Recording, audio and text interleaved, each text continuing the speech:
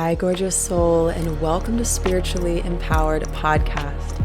This show is your go-to place to learn all about your psychic intuitive gifts, explore and unveil taboo topics, and discover new ways to walk in power on this planet that is undergoing a massive transformation. We each came here with a higher calling.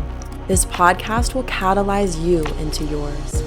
I love to simplify and refine ancient mystical teachings and practices, let you in on my most personal revelations and shifts, as well as bring on soul-inspiring guests to support you with embodying your power and saying yes to your destiny today.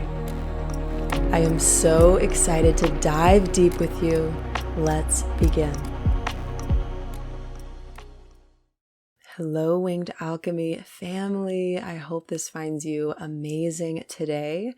Welcome to another episode of the Spiritually Empowered Podcast. I am your hostess, Ashley Coleman, the founder of Winged Alchemy, a spiritual guide, shamanic energy healer, and a friend on the journey of the evolution of your consciousness and the exaltation of your gifts and the clearing of your past so that you can feel fully embodied in both your humanity and your divinity. And if you're new here, welcome in. Thank you so much for tuning in. How about we take a deep breath to start us off today? Send it out, let it go. So get excited, my love, because we have such a fun conversation for you today. Today, I brought on my friend Nick Samuels, and he is an incredible musician. He is a rock star in his previous life and plays medicine music and soulful music to really express what is happening on the inside of him. And he's a spiritual seeker. So we are amazing friends. And Nick is a really special soul who has so much to share with you around standing in your purpose, around answering the calling. And I want to invite you to stay tuned to the end of the show today. So at the very end, we have some hilarious bloopers. Nick and I just frickin' laugh together. So in this episode, we talk about soul growth. We talk about Nick getting laid off from his job and how that really propelled him into the advancement of his gifts and sharing those gifts with the world. We talk about kink. We talk about taboos. We talk about him growing up in the Catholic religion and how that has really opened him to spirituality from a young age and where he is today with his own magical practice and spirituality. So you are in for a treat with this conversation. And like I said, stay to the end to laugh with us about our bloopers. It is so important to laugh and to play through our journey of healing and ascension. So without further ado, let's get into the episode. I hope you enjoy. See you on the other side. Nick, welcome in. Thank you for having me. How are you? I'm doing well. Yeah, I'm doing great. Pleasure to be here with you and on your podcast. Amazing. Thank you so much. How are you doing? I am fantastic. Sitting on a cozy rug, drinking cacao, petting my cat. Nick and I worked very hard to get this audio squared away, and now we begin the journey. So Nick, my friends on the podcast, is a musician, a very gifted musician, a spiritual guide in his own right, and a spiritualist, as he would call it, a seeker, just like me and just like you. So we're going to have a chat about taking a leap, about trusting your calling, maybe about a little kink, little astrology. So thanks for being here. Let's dive in. How about another deep breath? Send it out. So Nick, I would love for you to share where you're at these days. Like, what is alive for you? And just kind of bring us into your current reality. What is inspiring you right now? And we'll just start there. All right. Yeah, thank you. Yeah, my life right now is kind of wide open. I do not have a current position at a normal 9-to-5 job for the first time in, like 8 years. Since really I moved to Richmond. So I'm trying to just determine which way I want to go with my life at the moment. And there's been some calling in of just different ideas and passions and inspiration to move in a new direction and maybe follow some of those passions into maybe a career. So as you were saying, I've been a musician my whole life. This has really given me an opportunity to just be an artist for like the past month, where I'm just able to really just operate in stillness and get to explore just my creativity again, which is nice. And also, just dive deeper into spirituality and kind of follow those passions as well. Yes, absolutely. Thank you for sharing that. Is there a spiritual teaching that is grounding you right now in this transitional period? Like what is really supportive for you right now? These past, honestly, just the energy right now, I think in general, I've really been getting into manifestation techniques over the past few years, but I think I'm reaching a whole new level with it now. Obviously Joe Dispenza has been a huge inspiration, and what he's taught about just kind of aligning your thoughts and your will with where you want to go, and actually kind of embodying that feeling. It's about, you really have to believe. You have to believe in where you want to go and the fact that you're going to get there. And I'm starting to really kind of understand that on a whole new level. There's always different layers to that, but I would say definitely, manifestation and just embodying that kind of reality has been a teaching for me over the past few weeks, and really believing in my mission on this earth and knowing that I can achieve what I want to achieve. Yeah, right. Nick and I were sitting at Kava a couple months now ago, I think, and we just had this beautiful chat about mission and purpose and who's like really in the field of being on a similar path to us. And yeah, I love that, because it sounds like because what happened in your job, right? You got laid off, right? Mm-hmm. And if that were to have happened 4 years ago, what would you have been feeling? If that would have happened 4 years ago, I would have been like, oh shit, yeah, I have to get another job. Yeah. We can cuss on your podcast, right? Oh, please. More the merrier.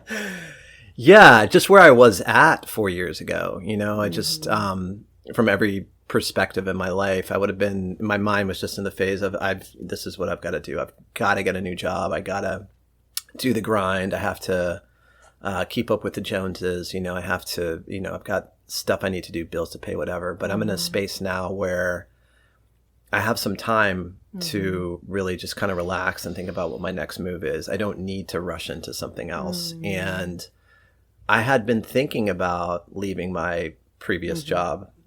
I was just staying there because of just the convenience factor of it. Yeah. It was a fully remote job. It allowed me to, during COVID, like travel the world. Like I lived in Costa Rica for a couple, winters, lived in Mexico. And that to me was very amazing and very priceless, to be able to like just live internationally, and have this job where I was getting paid an American salary, but living in a Latin American country. And that was a super amazing thing. But the actual work I was doing was just kind of soul sucking, not something I was passionate about. And just, I wasn't doing anything to enrich the world. I was just kind of existing. It was, it wasn't the most horrible job in the world, but it definitely wasn't furthering my passions or anything. Right. So the fact that this happened now, and I really think the universe made this happen. I knew that I was meant to leave my job. I just was being super lazy about it. I was, oh, next year, early next year, I'll do it. I'm just going to go down to Costa Rica for a couple months with this job, and then I'll come back and I'll start looking for a new one. But universe was like, nope, you're losing your job, buddy. And that's what happened last month. And when it happened, I wasn't upset. Everybody else around me was like, oh my God, I'm so sorry you lost your job. Oh my God, you got laid off. That's so terrible. I was like, I'm fucking ecstatic right now. Yeah. Like the universe just made this happen. I wouldn't have done this on my own right now. And just felt this huge weight just lift off my shoulders. And oh my God, I don't have to work this job anymore. I don't have to do that. So I'm feeling wonderful about it, and just super open and expansive, and just listening for which direction the universe is going to tell me to go. And it's already giving me whispers, and I'm already kind of taking action on kind of its intention for me. I love that. And you're following the call now, maybe a little stronger, because you were moved by the universe. A choice was made for you. Do you feel like that strengthened your trust? Do you feel like that opened your capacity to act more courageously? Yes, for sure. It made me realize that I can't ignore my soul's calling forever. I have to follow it, and I've been ignoring it up until now, just, for whatever reason, like not having the confidence to be able to provide for myself by doing my soul's calling. That's what it comes down to. But just different situations are presenting itself where I think I'm going to be able to do that, and I'm starting to get the confidence to know that the universe is going to provide. If I'm following my life's mission, and I'm following the universe's will for me, the universe will provide.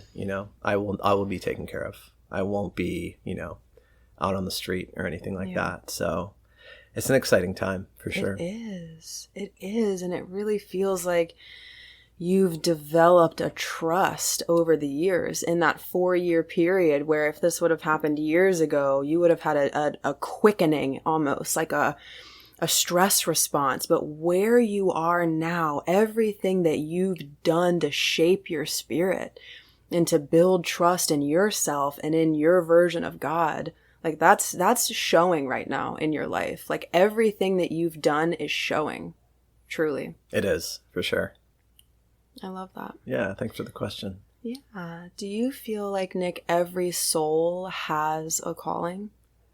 I do. Okay. Absolutely. Okay. Every soul is here for a reason. Okay. And some soul's calling is to be a tax accountant, or, or be, some working in finance or something like that, or to be a podcaster, or to be a spiritual healer, or to be a musician, or we're all here to follow our soul's calling. And the more we ignore it, the more unhappy we're going to be, and we're always going to have that itch. And once we get on the path of following that calling, the universe, things start to line up, synchronicities start to happen.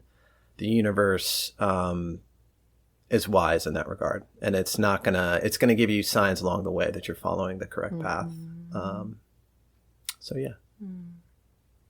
And you felt this before it happened. So that's powerful that you felt this in your spirit. because we're all extremely intuitive beings.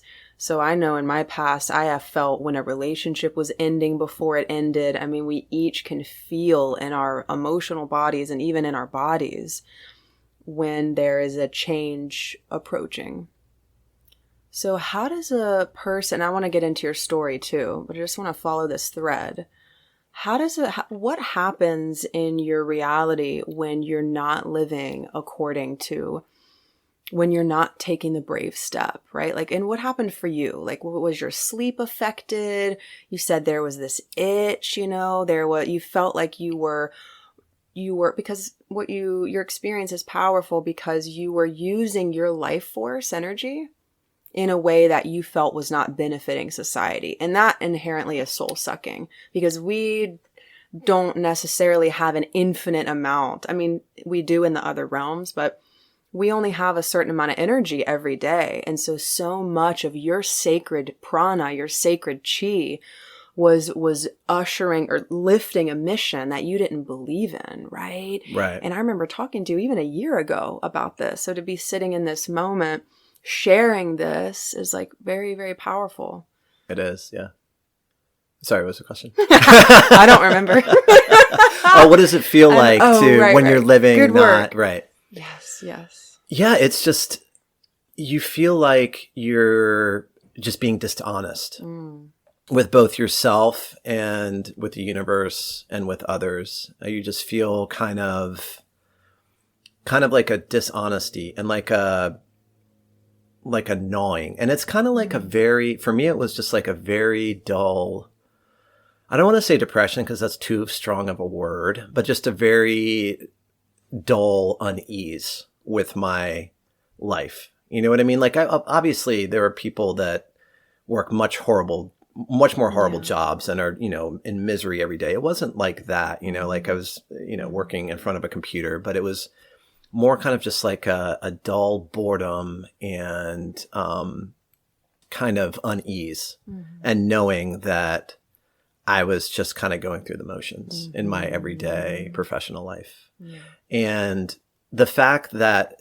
doing that allowed me to indulge my pleasures elsewhere, it allowed me to live around the world and do whatever I wanted to do and not have to worry about making ends meet and that kind of stuff. That was enough for me to put up with that dullness and that pain. Yeah. But all the while knowing that I think that had a time limit, and sooner or later I was going to need to just take the plunge and follow my true calling. And that's what's happening right now. And the plunge was taken. You, aka the universe, moved you to where you needed to go. There you go. It reminds me, Nick and I share a passion for shamanism. In our first conversation at a friend's musical gather, we were talking about music, like we were listening to music, and then we were talking about shamanism. Like this is our thing. Like we love this shit.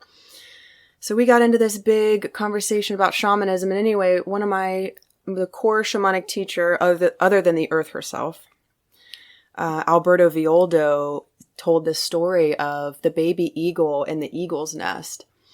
And at one point, whenever the mother eagle decides it's the right time, pushes the baby out of the nest. And there's a moment where the baby is like, I'm dead. And it starts flailing in the sky and like, I don't know how baby eagles scream, but it was probably doing something. And then all of a sudden, boom, the wings kick in. And so that moment, and we've talked about this, that moment of being stretched, meeting the edge, something awakens in the spirit when we meet the edge. I just spoke at a prison. No, it was a jail.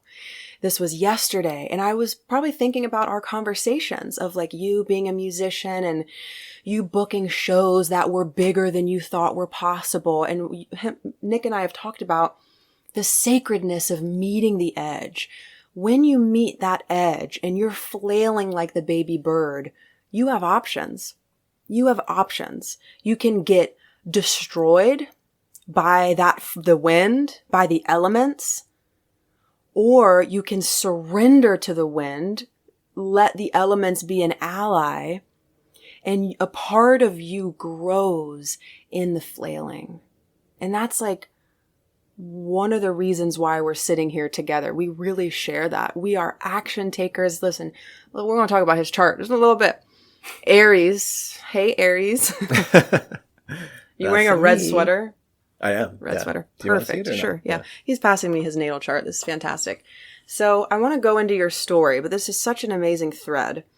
So Nick is a Aries, and Aries is known as the god of war. It is the initiator. Now, we got to have a different energy to follow through, right? So Aries is a cardinal sign. Each sign is either cardinal, fixed, or mutable. And I'm not going to go too deep here, but I do want to read a little bit of his chart so you can get a feel for our guest today, because we're all reflections of each other, and hopefully you'll take some beautiful things from this. So Aries is the courageous one, the one that says, there's no path here, I'll make one. There's no path, I'll make one, right? So kudos, cheers to that. We're metaphorically cheersing our cacao. Cheers. To if there's no path, we bring out a shovel. That's so powerful. And I'm an Aries rising. Some of you might know that. So yeah, I really flow with the vibe for that. So Nick, I want to go into the occult. Let's really go there. We're in a dark room. We got a candle lit. We're going to fuck around and find out. So Nick's moon sign is Scorpio. The moon is connected to the mother. So every person in their moon sign that I've read, I've always asked about the mother, because say the moon is in Aries. Aries is the independent one. Either the mother or the feminine caregiver, or whoever was the caregiver, is either really hyper independent or super dependent. So it can either swing either way. So when I read Nick's moon in Scorpio, I'm thinking, all right, well, the shadows of that are manipulation, fear, playing in the dark side in a not healthy way. The light side of that is investigation, empowerment, and right use of life force energy. So Nick, talk to us about your experience with spirituality, with psychic gifts, with the Scorpio themes. Like, kind of talk to us about your story and your upbringing and your, like, how you've experienced your own spirituality and the evolution of that. Sure. Yeah, thanks for the question. I was raised Catholic. Mm. My mother is Hispanic from Chile. She was born here, but my grandparents immigrated here from Chile, and they're, both very devout.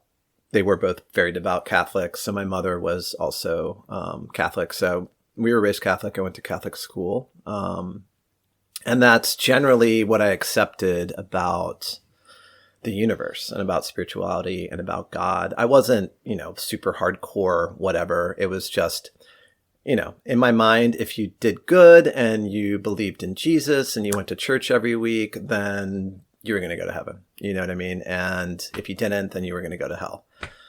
And that's what I believed, really, until I was 14.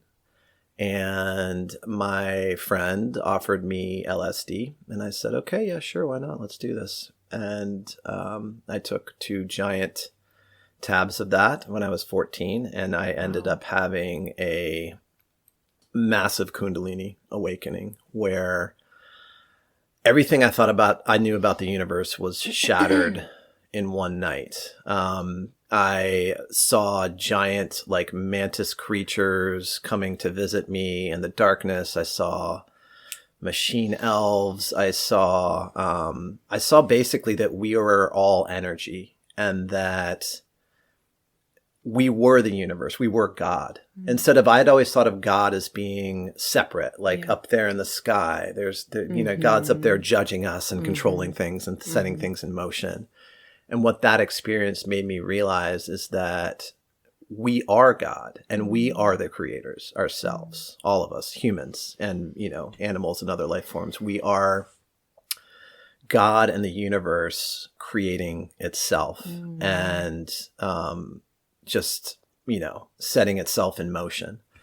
So that was a pretty jarring experience. I literally went into the evening a Catholic and coming out of it just with my mind completely blown. I don't, you know, just shamanistic Buddhism, you know, all that stuff started to come into my periphery. Now, from that experience, number one, I was way too young to have that experience. It was an incredibly enlightening, but also traumatic experience for me. It just shattered any spiritual boundaries I had, where it got to the point over the next year or two that I thought I was going, insane because I would hear other people's, not necessarily thoughts, but I could feel other people's emotions, and I started to have out-of-body experiences, and I started to come into contact with spiritual energy that was like foreign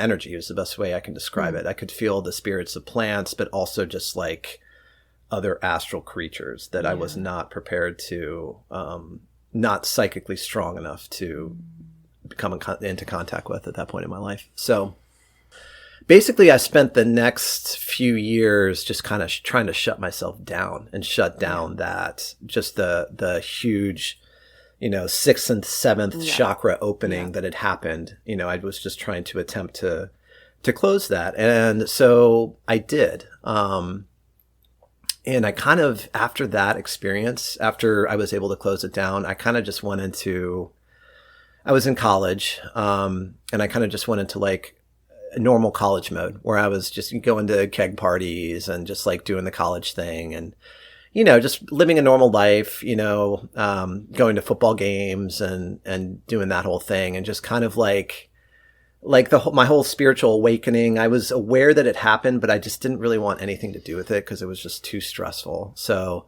I was just like, let's put that on the back burner.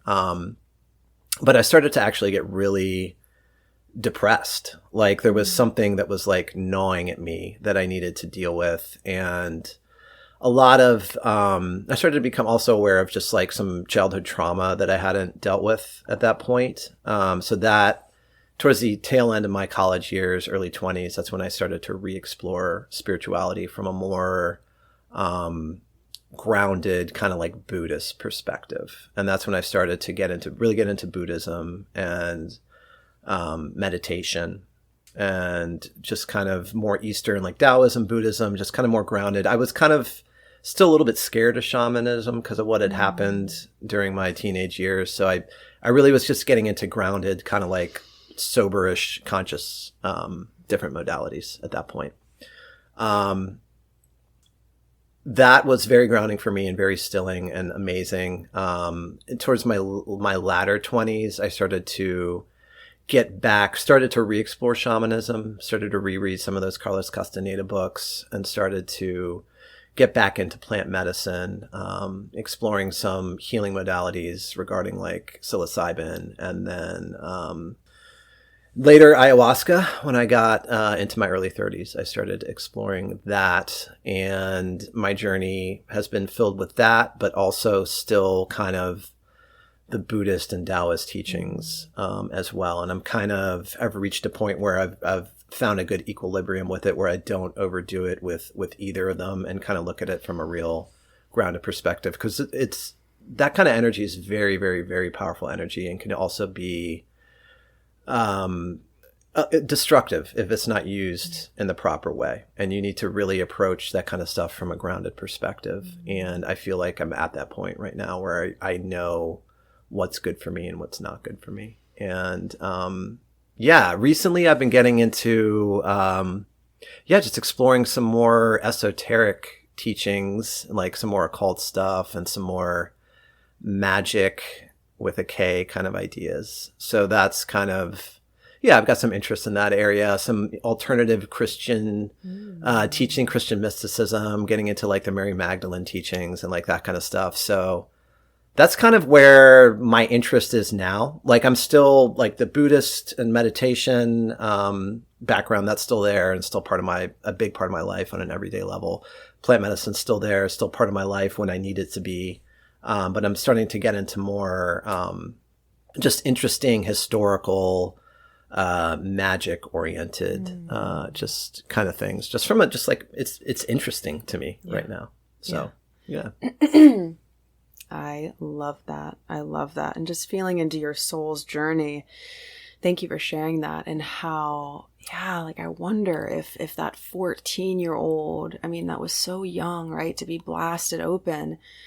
And I also wonder if that was set up for you, if that was, he's saying, he's nodding his head, like even the things that maybe fucked us a little bit, like, kind of fucked us up and ultimately made us stronger. Like even those, so to speak, rifts in our journey, somehow there's a word, maktab. I forgot which lineage or language that is, but it is written, maktab, it is written. And Nick and I really share this. I see so many similarities in our journey of being blasted open and always having those gifts and feeling drawn to occult magic and really merging the shadow with the light. Because if somebody says, I'm a light worker, you gotta explore the dark. You can't, in my opinion, be a light worker without walking towards the dark sometimes. We are here to marry, at least I am, and probably you are, if I can say that, marry the dark to the light. And in so much of religion, there's a big shadow. And I love you, listener, in whatever path you walk. And I also want to side note that, yes, and I personally have sat with ayahuasca, and anytime plant medicine is brought up, it's never an invitation to go do that. It really isn't.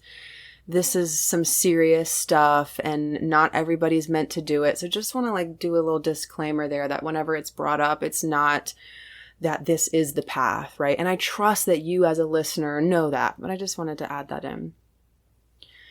So shadow to the light, because let's be real, Scorpio moon has a dark side. I mean, first of all, we all do. And Nick and I got really excited about Halloween.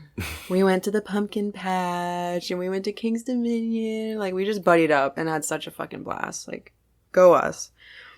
And just really have been having this conversation around playing in the dark a little bit. Being whole. So as you, because it sounded like in your story that you, after college, you wanted some healing. You started to get glimpses of previous traumas that maybe you tried to heal in other avenues, or did you go straight back to the spirit? What was that like? Because sounded like there was a motivation of healing there, which that's how I got into all of this. I want something that works. I want to taste true soul healing. So what was that like for you now that your roots are in, you're older, and you opened that door again? So talk to us about that. Yeah. So during college, I was, like I said, I was drinking probably a little bit too much at that point.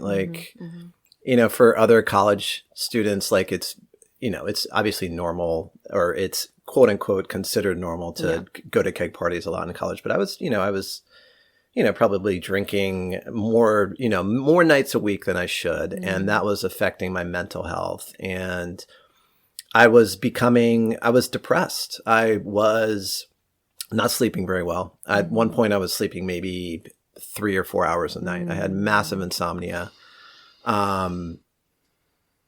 Something was just not right inside of me, and I wasn't happy, and I didn't know why, because there was nothing going on in my life that should have been making me unhappy. There no incidents or whatever. So I started kind of just exploring my past and exploring my childhood, and realizing that I had just accumulated a lot of trauma.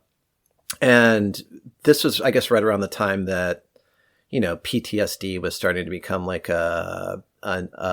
a buzzword, or something that people were talking about. And I started reading about that and being like, oh my God, well, this is why I had all these incidents happen to me when I was younger. So exactly why this is, my state right now is reflective of those incidents that I have not even talked about with anybody or tried to heal at all. So I actually took a semester off, and I moved home. I went to therapy, and the therapy actually helped. I did some talk therapy, just some cognitive therapy, and it helped just to kind of solidify into words what I was experiencing. As far as actual healing, I don't know if I got a lot of actual healing from the cognitive talk therapy, but it helped to just kind of reframe things in my mind. And I got on like a very low dose of an SSRI for a short amount of time. And that actually helped me kind of like get rid of some of the anxiety to the point where I was able to refocus and finish college and everything like that. But it also made me numb, just kind of like and I think that's what they're kind of designed to do. It's just kind of like dull all your emotions. So it kind of like quieted those voices down, but it didn't really allow me to experience any joy or good emotions. So once I had stabilized, I got off those very quickly. And I'm not here to talk about the goods or bads of SSRIs, but obviously that is there. But for me, they no longer once I stabilized, they no longer served a purpose. So once that happened, and I was again functioning normally and sleeping, whatever, I started to really get into like meditation and Buddhism and Taoism, and doing different meditation techniques to just kind of heal my energy body. And I realized that there were just a lot of different traumatic energies that were inside of me. And so I started following the teachings of this teacher called Mantak Chia, and he's this Taoist elder that is absolutely amazing. And he's got these super grounded meditation techniques that are like, that sound super esoteric, but he puts it like in such a everyday, non woo woo kind of language style that it's like very easy to follow. And it's like, he literally maps out which different traumas and negative emotions are associated with the various organs in your body. And there's like techniques to like flush that energy out of your system. So I started doing those meditations for like sometimes like 2+ hours a day. I would do these kind of like Taoist meditations. And this went on for years and years and years throughout my 20s.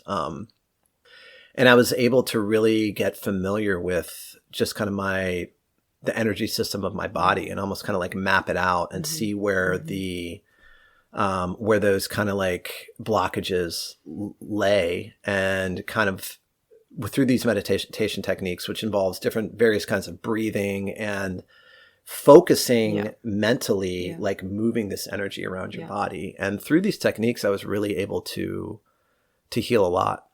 Yeah. That's beautiful. I love that.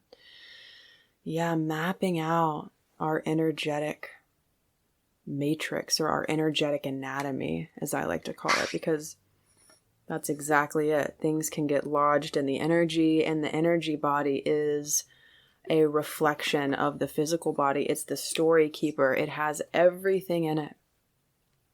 I love that. I am so big into meditation, and in my sobriety, I talk to aliens and I go on journeys, and I mean, like literally spaceship. That's how my psychic vision will see it sometimes. Like when we are in a visionary state, everything is symbolic. It's a different language. It's not always what it appears to be. It's more about like the meanings that we give it and our unique way of symbols and how like it wants to communicate. Some people call this the field, right? The information field. And substances can be a glimpse into that totally. And on the topic of meditation, all we need is our bodies to pierce the veil. And I love that you sound like you were so devoted to that, because how do you get stronger in the gym? You don't just go once. So there is a compounding effect, right? You cannot fuck up a meditation. You can't do it wrong. It's a practice. So I love that. And, where do we want to go? I'm open wherever you want to travel to. All right. Let me look at your chart and we'll go from there. So this is interesting. So Nick and I both have Venus in Pisces. So let's look at that for a moment.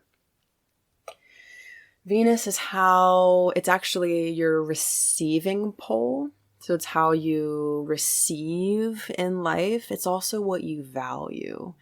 So it's like the feminine pole, right? And it's also beyond that. It's what you value and how you love and relate. So that's Venus. And Mars, let me actually see where your Mars is, just out of curiosity. Mars is that masculine pole. Oh, Aries. Perfect. You're a rock star then. Oh, yeah. No, Nick is actually a rock star in his past life. In this Former life, yeah. Right. No, this life. Oh, yeah. That's what I meant. That's what I meant. Like past life, like before now. But yes, right. In this life. Total rock star vibes. You're welcome. I see and support that part of you. I don't know if I am a rock star. I'll fan the flames. Like, listen, we like that over here. So your Mars is in Aries. Fantastic. That's pure Martian energy. Mars is very happy in Aries. Mars rules Aries. So yeah, Venus. Venus is in Pisces. So Pisces is the spiritualist. So when we talk Pisces, I'm a Pisces, so I'm very biased, but I've studied a lot about it in my own self and in books and whatnot. Pisces is, it wants one thing. And you tell me, Nick, how this feels for you. It wants one thing. Total union with God. I mean, it's the Christ codes. It's literally transcendental love. Mm-hmm. It's, I am hungry for one thing. To be in my true self, which, like you said, is the divine. So we both share some real similar core values in wanting to go deeper in the divine, and a way that we, Nick and I, and probably you listener maybe perhaps, have done that is to explore these occult realms. Because my definition of God is wholeness. It's all encompassing. Violence and deception and manipulation, that denotes suppression and deep suppressed trauma and wounds. So when we open up to face the boogeyman with our tools, with our roots rooted, we become whole. Carl Jung says, I'd rather be whole than good.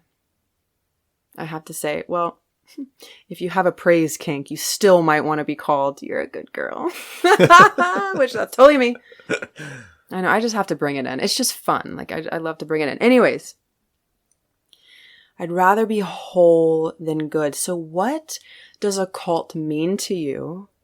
And what have you explored? And what are you fancying to explore in your process of unification of the self?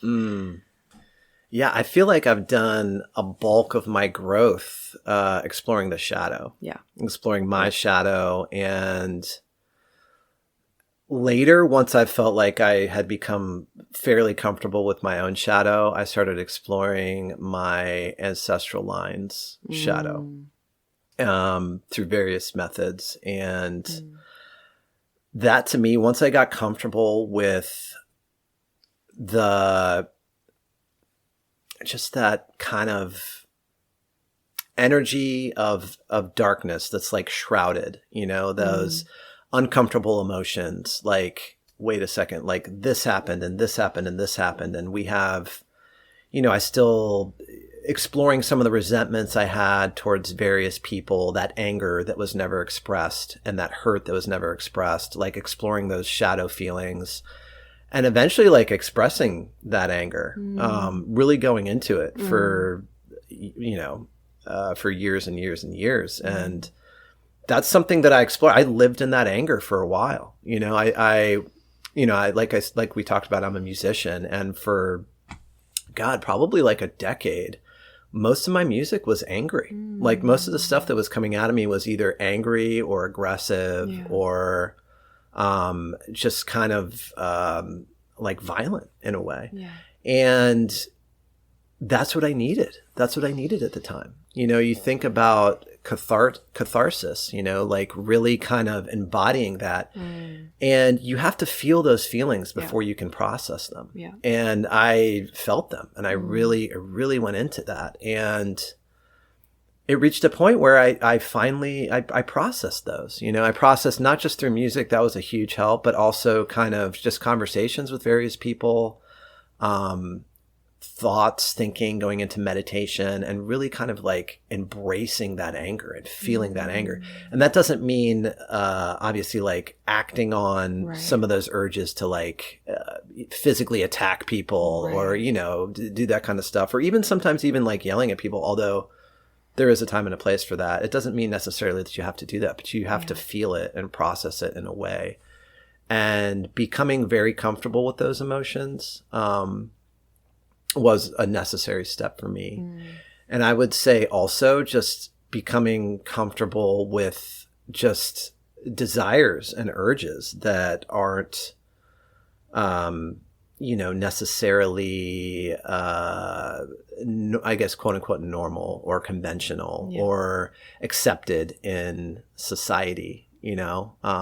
That's also part of it too. And that can be various things, obviously there's like sensuality and sexuality, but that's just a small part of it. Like there's a number of different kind of desires that we have as people to, kind of like go to these places and know, follow our soul's urge. And it's about embracing it. It doesn't mean you have to act on everything. And obviously there's conventions and everything like that, but it's really becoming comfortable with that, becoming comfortable with those feelings, because that which you don't understand and don't embrace and kind of disown, it actually ends up owning you.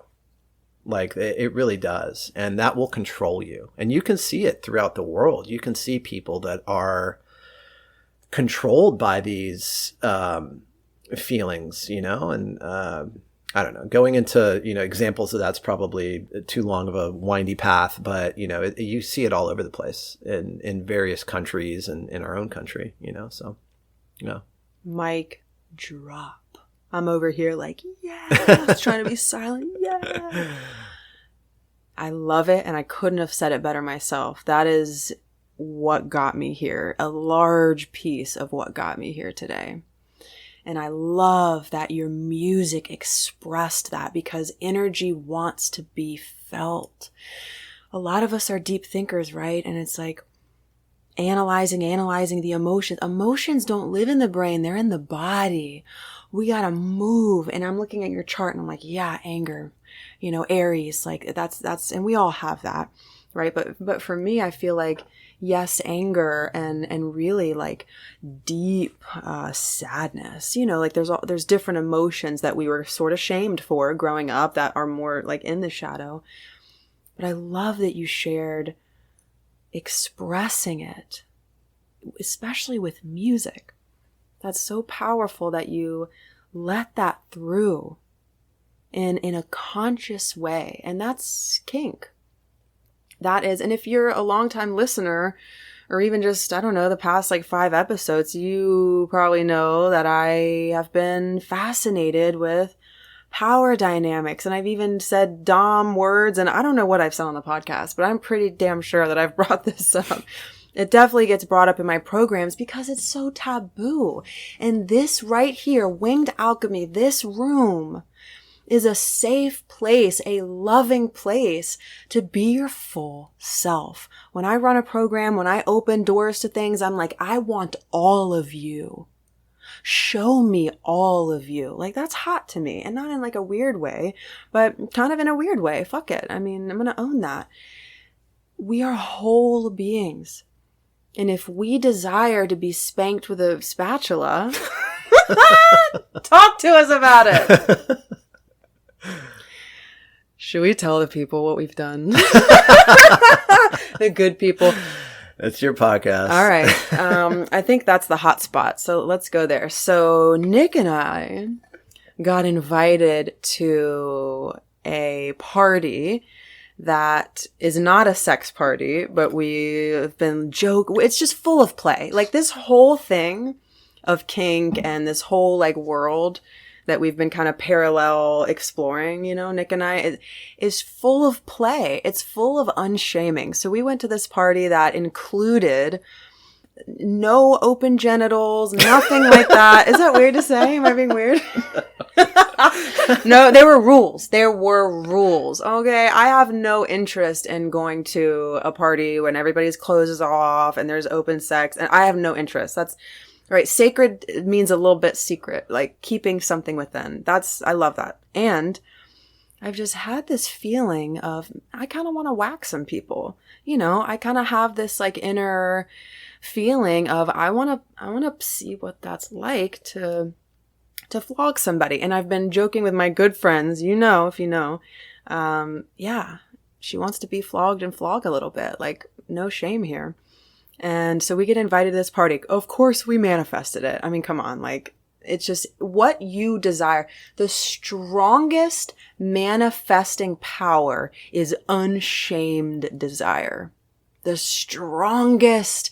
Can you feel it? It's like, side note, business owners, if your offering is not turning you on, change it. Make a shift. If you're not excited and like activated about what you're doing, not many people are gonna be. So doing what you love, doing what excites you, that is the path to abundance, to a lot of fun as well. So we go to this party and we won't go too deep into it. We're like nervous. We're like, oh my God. Well, there's one floor where there's like a bunch of tools of domination. We're really going there. Really, welcome to the Spiritually Empowered Podcast. So we go through this whole night. We're playing music with people. We have just a wonderful time. There's a potluck. Like it's so beautiful. It's so amazing. We're having so much fun. Drinking cacao, dancing a little bit. And our friend taught like a really basic, approachable tantric meditation. And that was super chill, really fun. And then it's about 2:30 or 3 in the morning and we're fully sober, right? And I'm like, I'm not leaving here until I get spanked. I know, we're really going there. Yeah. Are you good with that? I'm fine with it, yeah. Fantastic. So we start walking up to the spank chamber and nobody's up there.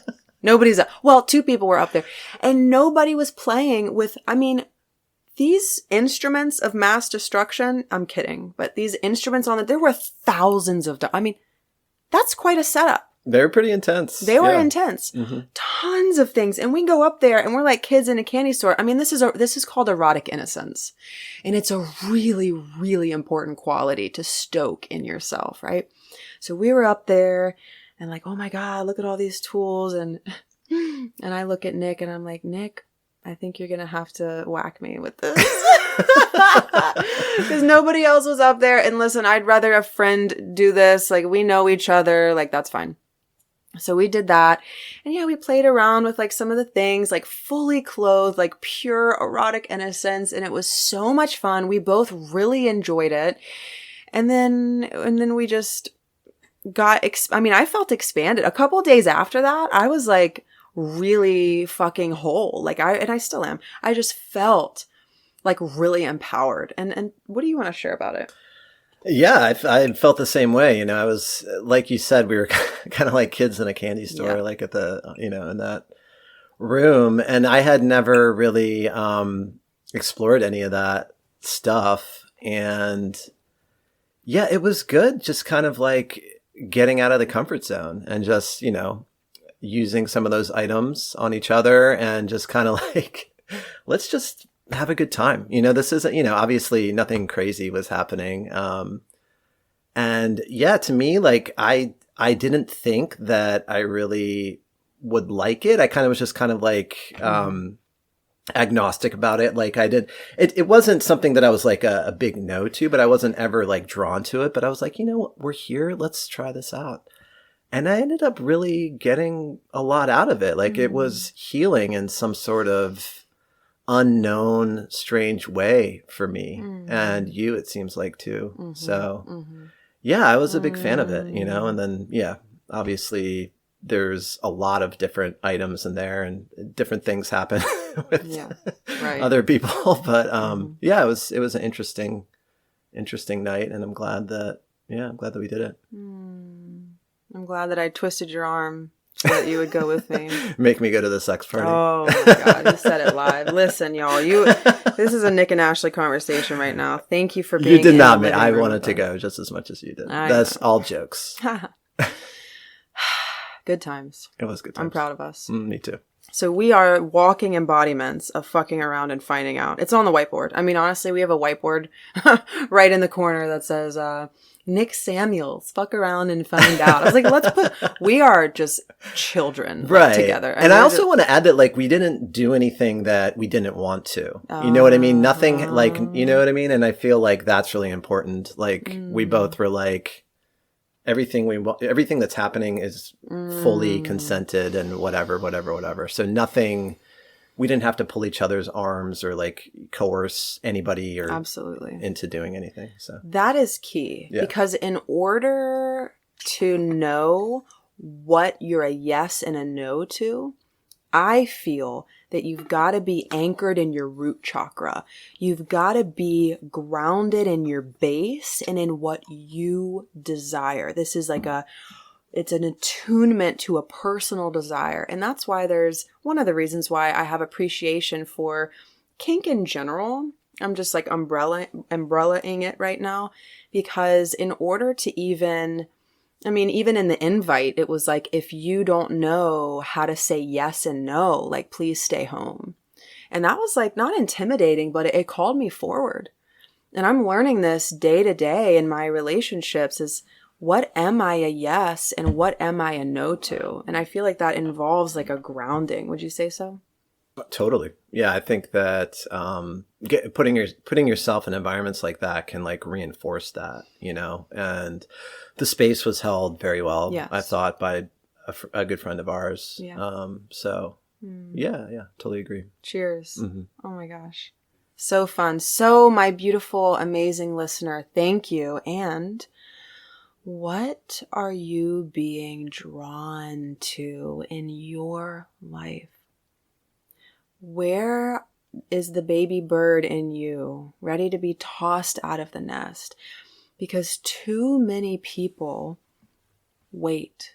I would rather say, damn, that was not for me. Like, I would so much rather put myself in an experience that I really feel called to and say, dude, I tried it. Because I've had visions of like power plays and explored a little bit in one-on-one dynamics, but this was a whole new situation. And I felt that it just opened up for both of us. And we were like, yes. And so that the path is your desire. And why wait? Why wait till your job fires you? Let that be the lesson. Don't wait until your job fires you. Lesson of the night. I love it. No, it unfolded for you beautifully. It truly did. Yeah. What else would you share with the people, Nick? What do you feel like is there any like messages coming through for you that you want to bring forward? I would say don't be afraid of the different parts of you that seem unconventional or dark. Embrace those parts in a healthy way. Don't obviously there's certain things that you don't act on, you just kind of experience and process. And I would say just kind of accept all of you as a whole, all the light, all the dark, we're all of us are light and dark beings, and we have that. And the true mission, I think, of life is to merge that, merge the shadow and make the shadow light and kind of become a whole person. Yeah. The sacred marriage. I love it. And honestly, like, I kind of bet, this is kind of weird to say, but I kind of bet like Christ and these figures explored these things. Like, I really bet, because you can't have, I feel, the depth of empowerment holding yourself above the water. right? How can you safely and how can you deepen your roots and go with a buddy? That's literally what we did. Mm-hmm. I wouldn't go by myself to that kind of thing. I mean, we literally went together and had safety in each other through that experience. So side note, like, you don't have to do things by yourself. You can, and whether you're deciding to do therapy or whether it's like whatever you're called to do, know that you're not alone. And my core value right now is fun. So just remember that your path of deepest abundance, yes, you're going to face your fears, and have a lot of fucking fun, because shamanism reminds us that we're finite. These bodies, this personality of Ashley and Nick, it's finite. So we are going to rock and have fun and fuck, or like make a mistake, right? Get in there and make a mistake, right? A mistake. So that would be my last message. How about we take a deep, deep breath? Cheers to intermarriage. Maybe we'll never have it right or done. And in that process, like, we're doing amazing. And I'm proud of you if you're hearing my voice right now. Nick, thank you so much for your willingness to share and just being a safe person with me and for me. I really appreciate you. And thank you for sharing your story and your wisdom today. You're so welcome. Thanks for having me on and just being a great ally in this spiritual dimension of life. Aho, in all the dimensions. Aho. Uh-huh. I'll see you next time, beautiful listener. Take care. So I'm there too. Testing. 1, 2, Looks 3, pretty good. 4. Welcome. I think it's looking great. Hello. See my levels. I'm just kissing the yellow. If you say that one more time. It's not. Yeah, where's the metro? Do you know where the metronome button is? Yeah, I pressed it. Hello? Stop the metronome. Stop the metronome. Stop I the don't metronome. care what you were saying. I don't care what you were saying. I don't care what you were saying. Stop. Hello, testing everybody. Welcome to the occult channel of new spiritual occultism. I'm pretty sure. I think you're top. Yeah. There you go. I'm such a kinky nerd. Anyways. Thank you so much for tuning in today. I hope you absolutely loved this episode. And if you did, please remember to leave a review and share some love. I will see you in the next one.